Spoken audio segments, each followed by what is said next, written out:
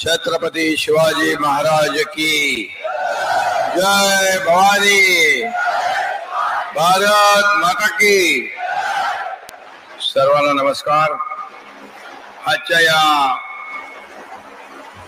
शामराव पेजे लोकनेते शामराव पेजे शासकीय अभियांत्रिकी महाविद्यालयाच्या उद्घाटन प्रसंगी उपस्थित या जिल्ह्याचे पालकमंत्री उदय सामंतजी, आमदार शेखर निकम, किरण सामंत, रवींद्र फाटक, संजय दराडे, सुजीत जिमन, ॲडव्होकेट विलास पाटणे, रामभाऊ गराटे, राहुल पंडित, शशिकांत चव्हाण, प्रमोद नाईक, उपस्थित सर्व मान्यवर, व्यासपीठावरील सर्व सन्मान्य मान्यवर आणि उपस्थित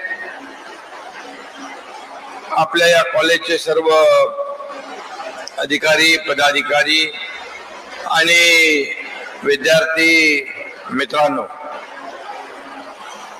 मी आजच्या या प्रसंगी आपल्याला सगळ्यांनाच खूप खूप शुभेच्छा देतो, आपल्या सगळ्यांचं अभिनंदन करतो।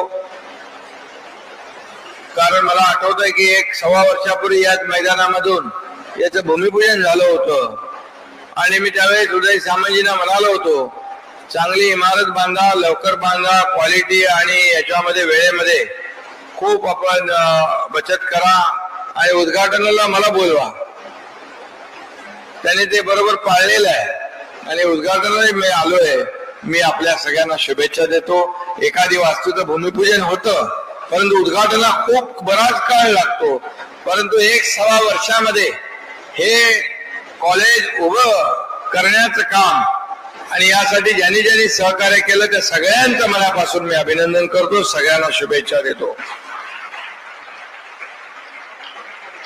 खरं म्हणजे गोर गरीब, दलित, पीडित, शोषित जनतेची आयुष्यभर सेवा करणारे आदर्श लोकनेते स्वर्गीय शामराव पेजे या आदर्श लोकनेत्याचं नाव या कॉलेजला देण्यात आलं हे नक्की सगळ्यांसाठीच आनंदाची, अभिमानाची आणि समाधानाची बाब आहे। खरं म्हणजे शामराव पेजे यांचं जीवन चरित्र इथं शिकणाऱ्या नव्या पिढीसाठी नक्कीच ऊर्जादायी आणि प्रेरणादायी ठरेल। कारण शेवटी आपल्याला कुणाची ना कुणाची तरी प्रेरणा, ऊर्जा आणि मार्गदर्शन लागतं। आणि म्हणजे असे तळागाळातल्या लोकांसाठी जेव्हा एखादं मोठं काम करतात त्यांचं ते आपल्यात नसले तरी त्यांचं नाव अजरामर होऊन जातं। आणि मग अशा व्यक्तिमत्वांची आठवण, अशा व्यक्तिमत्वांची या नावाची इमारत होती आहे। खऱ्या अर्थाने एक मगाशी शेखर निकम यांनी सांगितले, चालतं बोलतं स्मारक आहे खऱ्या अर्थाने। आणि त्यांचं यथोचित स्मारक जे काय करायचं ते आपण नक्कीच पालकमंत्री महोदय जे काय शेवटी त्यांचं कर्तृत्व आणि कार्य जे आहे हे कायम लोकांच्या स्मरणात राहणार आहे। आणि म्हणून एक आज चालतं बोलतं स्मारक करण्याचा प्रयत्न आज आपण इथं केलेला आहे। आणि खऱ्या अर्थाने ज्ञानासोबत आपल्या युवा पिढीला या ठिकाणी आपल्या पायावर सक्षमपणे उभं राहण्यासाठी ही इमारत नक्की बळ देईल असा विश्वास मी या ठिकाणी व्यक्त करतो। कोकणातील विद्यार्थ्यांसाठी हे कॉलेज मोठा आधार ठरणार आहे। आणि म्हणून आपण सगळे म्हणतो आपला भारत देश हा तरुणांचा देश आहे, सर्वात युवा देश आहे। 65% पॉप्युलेशन हे 35%च्या पेक्षा कमी आहे आणि म्हणून आपल्या देशाचं भविष्य उज्ज्वल आहे। आणि ते आजच्या विद्यार्थ्यांच्या म्हणजे तुमच्या रूपाने तुम्ही या ठिकाणी आहे आणि ते भविष्य देखील, हे भवितव्य देखील तुमच्या हातात आहे। आणि म्हणूनच 2047 साली आपला भारत देश महासत्तेकडे गेला पाहिजे, महासत्ता झाला पाहिजे अशा प्रकारचं संकल्पना आदरणीय प्रधानमंत्री मोदीजींनी केलेली आहे। आणि म्हणून हे स्वप्न जे साकार करण्याची जबाबदारी जी आहे या तरुण पिढीवर आहे, तरुणाईच्या समर्थ खांद्यावर आहे। आणि म्हणूनच आज मी आपल्याला खूप खूप शुभेच्छा देतो, मनापासून आपलं अभिनंदन करतो। खरं म्हणजे आज आपण पाहतोय आपलं उद्योग मंत्री इकडे आहेत आणि आपलं राज्य जे आहे इंडस्ट्री फ्रेंडली स्टेट झालेलं आहे। आज आपण गेल्या 2 वर्षापासून 2.25 वर्षापासून काम करतोय।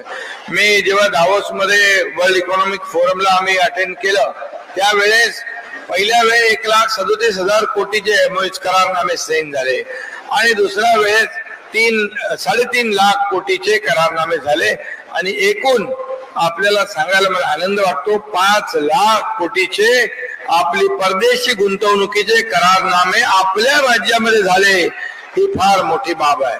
कारण शेवटी जो उद्योजक असतात त्यांना विश्वास लागतो, त्यांना इन्फ्रास्ट्रक्चर लागतं, त्यांना सगळ्या सवलती लागतात आणि म्हणून आपल्या इथे खूप मोठ्या प्रमाणात पोटेन्शियल आहे.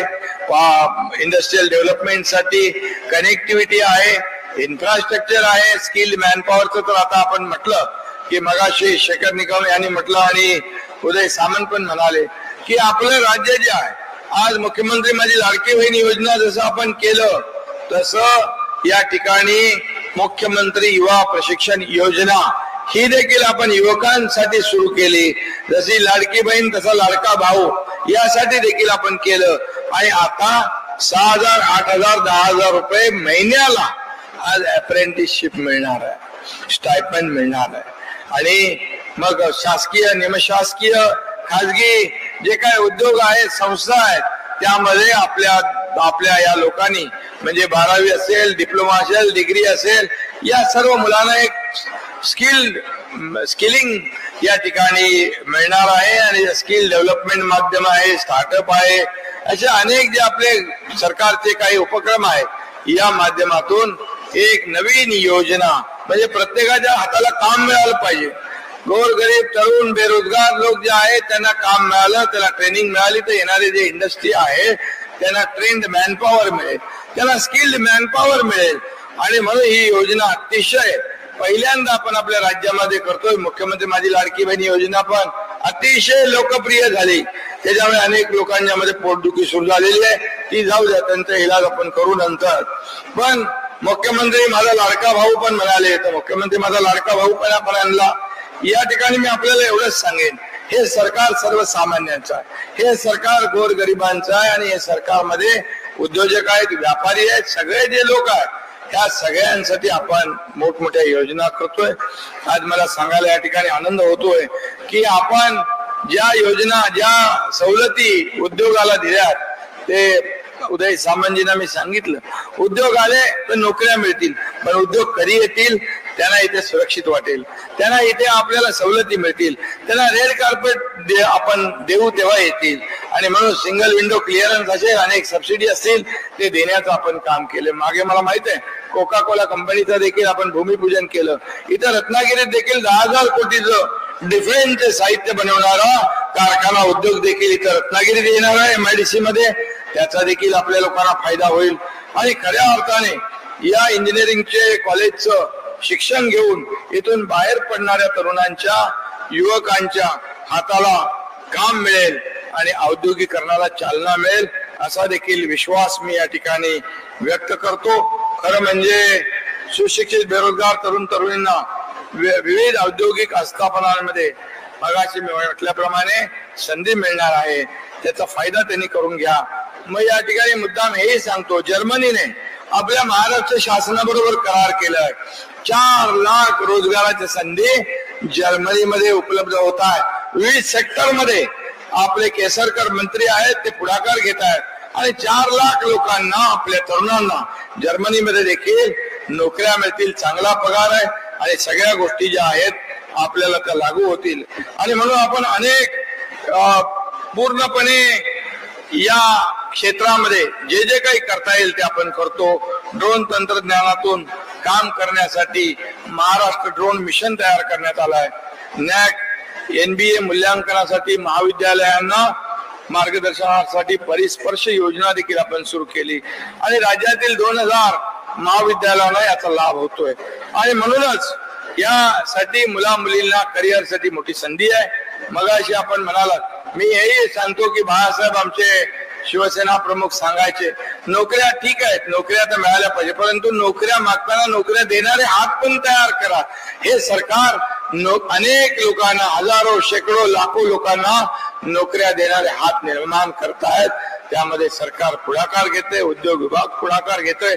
आणि म्हणूनच मगाशी आपल्या शेखर निकम म्हणाले की आपण मुलींची फी माफ केली 100%.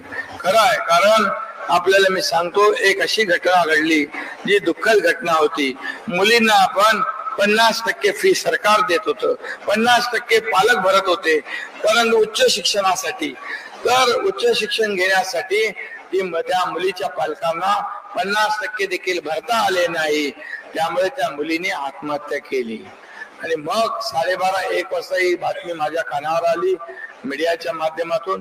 त्याच वेळेस मी उच्च शिक्षण मंत्री चंद्रकांत दादा पाटील यांना फोनवरून सांगितलं, सरकार आपल्या सरकारमध्ये मुलींना शिक्षणासाठी आत्महत्या करावी लागत असेल तर मग आपल्या सरकारचा उपयोग काय. आणि म्हणून आम्ही त्याच दिवशी ठरवलं, ज्यांना डॉक्टर, इंजिनियर, वकील जे व्हायचं, मुलींना जे हुशार आहे, टॅलेंट आहे, त्यांच्याकडे बुद्धिमत्ता आहे, अशा मुलींना 100% फी माफ करण्याचा निर्णय आम्ही घेतला आणि तो लागू केला. आणि म्हणून आता जसं जसं मी म्हणालो की मुख्यमंत्री माझी लाडकी बहीण योजना जशी आपण सुरू केली 1,500 रुपयापासून, सरकारची ताकद वाढली तर आणखी वाढेल, 2,000 होईल, 2,500 होईल, 3,000 होईल, 4च्या पुढे जाईल. आणि तसंच मी आपल्याला सांगतो, सरकारची ताकद वाढली तर नक्की माझ्या लाडक्या भावांचा देखील नक्की सरकार विचार करेल, एवढी ग्वाही आपल्याला मी या ठिकाणी देतो. शेवटी सगळी सोंग करता येतात, पैशाचं सोंग करता येत नाही. आम्ही बोलणारे आहोत, देणारे आहोत, शब्दाला जागणारे आहोत, खोटं आश्वासन देऊन प्रिंटिंग मिस्टेक म्हणणारे नाही. त्यामुळे जे बोलू तेच करू आणि नक्की आपल्याला सांगतो, जे होणार आहे तेच आम्ही बोलतो. आणि म्हणून विरोधकांना वाटत होतं ही मुख्यमंत्री माझी लाडकी बहीण योजना फसवी आहे, खोटी आहे, चुनावी जुमला आहे, परंतु जेव्हा खात्यामध्ये पैसे गेले माझ्या बहिणींच्या, तेव्हा मात्र त्यांचे चेहरे पडले. आणि म्हणून काळजी करू नका, चांगलं शिक्षण घ्या, संधीचा फायदा करून घ्या.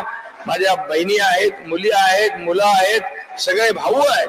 या सगळ्यांसाठी हे सरकार इथं कायमचं काम करणार आहे, चांगलं काम करणार आहे, तुमच्या पाठीशी उभं राहणार आहे. आणि म्हणून आजच्या या इंजिनिअरिंग कॉलेजच्या माध्यमातून मी आपल्या सगळ्यांना शुभेच्छा देतो. मगाशी रत्नागिरी आपले कोल्हापूरचे वकील मंडळी मला मिळाली, भेटली, त्यांच्या फोनवर मी त्या दिवशी संपर्क साधला होता आणि मी सांगितलं होतं मुख्य न्यायाधीशांच्या सोबत बोलेन.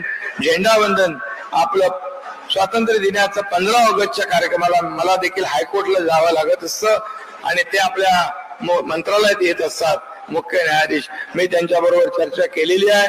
मुख्य न्यायाधीश देखील या बाबतीमध्ये सकारात्मक आहे, कारण मी जे बोलतो ते करतो. मी आश्वासन त्यांना दिलं होतं. आणि म्हणून या सर्व रत्नागिरी बार असोसिएशनचं देखील मनापासून मी अभिनंदन करतो. आणि सर्व विद्यार्थी जे आहेत त्याचबरोबर या ठिकाणी एक सर्व स्टाफ आहे, प्राध्यापक आहे, सगळ्यांचं मनापासून मी कौतुक करतो. पालकमंत्र्यांचं मनापासून अभिनंदन, त्यांच्या सर्व सहकाऱ्यांचं मनापासून अभिनंदन, कारण अतिशय देखणी बिल्डिंग उभी राहिलेली आहे. कारण आपण ठरवलं की आपण काय करू शकतो. आता मला वाटलं होतं 3-4 वर्ष तरी लागतील, पण सव्वा वर्षामध्ये ही इमारत उभी झाली. त्याचं इंजिनिअरिंग, आर्किटेक्चर अतिशय उत्तम आहे आणि आपल्या जांभळ्या दगडातून त्याची घडणावळ झाली आहे. त्याबद्दल जे निर्माण कन्स्ट्रक्शनने चांगल्या वास्तूचं निर्माण केलेलं आहे आणि त्यामुळे अशा निर्माण करणाऱ्या लोकांचं मनापासून मी अभिनंदन करतो, शुभेच्छा देतो. धन्यवाद. जय हिंद, जय महाराष्ट्र.